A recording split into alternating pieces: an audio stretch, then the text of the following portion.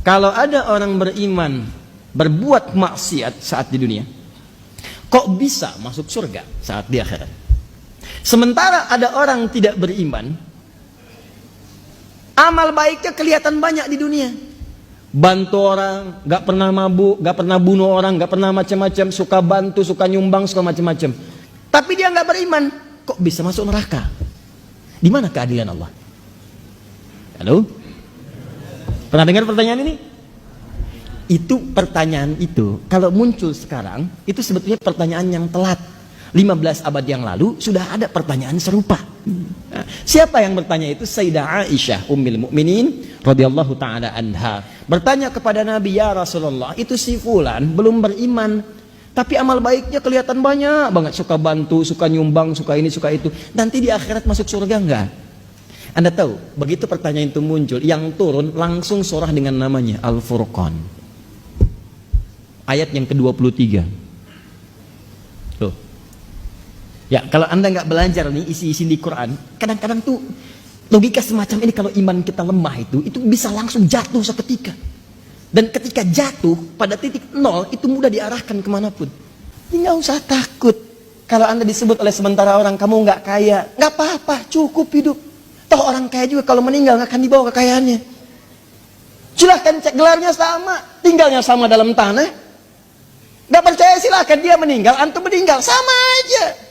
Gak ada orang dikuburkan dengan mobilnya, dikuburkan dengan handphonenya, dengan rumahnya, dengan kebanggaannya. Gak ada.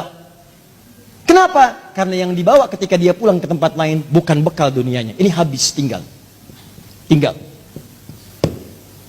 Apa yang dibawa ke akhirat? Yang dibawa itu bekal amal akhirat, bukan dunia.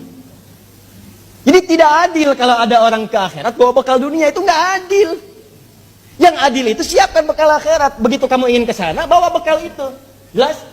Nah sekarang persoalannya, apa bekal akhirat itu? Bekal akhirat itu cuma dua. Kalau ingin masuk surga, dua bekalnya. Satu iman, kedua amal soleh. Iman plus amal soleh. Nih, gini caranya. Saya ulang. Satu iman, dua apa? Amal soleh. Buka Quran surah kedua, Al-Baqarah ayat 25. Paling kanan sebelah atas. Wabashiril ladzina amanu, iman, wa amilus salihati, amal saleh, anna lahum jannatin tajri min tahtihal anhar. Maka orang yang punya iman dan membuktikan imannya dengan amal saleh itu, kami akan jamin muaranya dengan surga dengan segala keindahannya. Sungai-sungai mengalir di bawahnya dengan segala ragam dan jenisnya. Ada air susu, ada macam-macam, ada madu dan sebagainya. Maka kalau Anda ingin masuk ke surga, bekalnya cuma dua. Satu apa? Iman. Kedua apa? Amal soleh. Ini bekalnya. Pertama iman, diberikan bekal semua. Semua yang lahir itu membawa iman dalam dirinya. Cuman yang merubah itu lingkungannya. Kullu mauludin yuladu alal fitrah. Semua yang lahir dari rahim manusia manapun membawa fitrah. Fitrah diantaranya apa? Keimanan.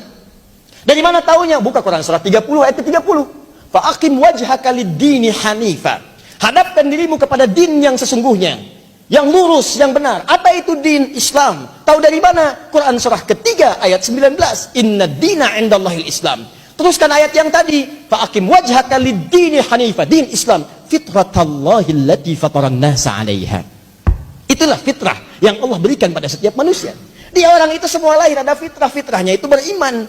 Cuman sayang kata Nabi, kullu mauludin yuladu 'alal fitrah fa abawahu yuhawwidani aw yunassirani aw yumajjisani. Maka lingkungan abawa itu bukan cuma orang tua. Kadang orang tuanya muslim, disekolahkan di tempat yang bukan islami, terbawa, pindah keyakinan, iman hilang. Itu jadi masalah. Gaul di tempat orang yang tidak beriman, ke bawah. Ngobrol, diskusi, ke bawah. Pindah, hilang keimanan. Itu, bekal iman tidak ada, tinggal amal soleh. Apa bentuknya amal soleh? Nih, banyak. Setiap kegiatan kita berpeluang jadi amal soleh kalau dilakukan dengan iman. Contoh, mau duduk? Bismillah.